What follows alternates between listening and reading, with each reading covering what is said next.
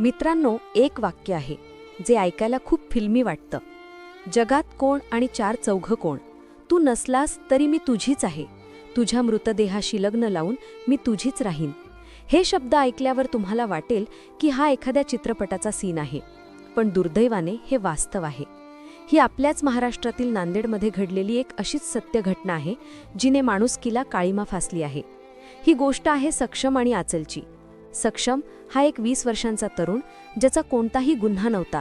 त्याने कोणाचं काहीही वाकडं केलं नव्हतं. त्याचा एकमेव गुन्हा हाच होता की त्याने एका वेगळ्या जातीच्या मुलीवर, आचलवर प्रेम केलं. पण आपल्या समाजात प्रेम हे अजूनही गुन्हाच मानलं जातं, जिथे जातीची भिंत प्रेमापेक्षा मोठी ठरते.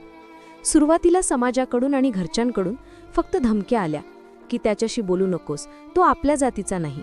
पण जेव्हा आचलच्या वडिलांना आणि भावांना या प्रेमाची कुणकुण लागली, तेव्हा त्यांचा राग अनावर झाला.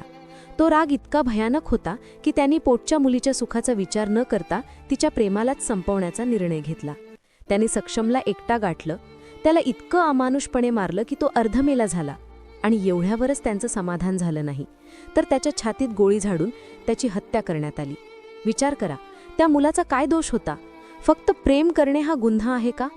जेव्हा आचलला हे कळलं तेव्हा ती धावत सुटली. ती जेव्हा सक्षमच्या घरी पोहोचली तेव्हा तिथे फक्त त्याचा रक्ताने माखलेला मृतदेह पडला होता.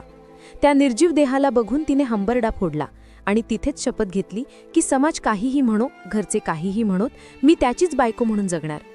ही घटना फक्त एका प्रेमकथेचा अंत नाही, तर ही आपल्या समाजातील त्या बुरसटलेल्या मानसिकतेचं दर्शन आहे, जी आजही ऑनर किलिंगच्या नावाखाली आपल्याच मुलांचे बळी घेते. आपण नेहमी देशाच्या परिस्थितीसाठी राजकारण्यांना किंवा नेत्यांना दोष देतो. आपण म्हणतो की देश बदलत नाहीये, पण खरं तर इथे मारेकरी बाहेरचे कोणी नसून सख्खे आई वडील आणि भाऊच ठरत आहेत, जे जातीच्या आणि तथाकथित इज्जतीच्या नावाखाली राक्षस बनले आहेत.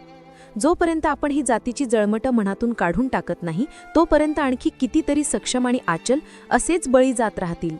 ही घटना आपल्याला आरसा दाखवणारी आहे की आपण 21व्या शतकात असूनही विचारांनी अजून किती मागे आहोत.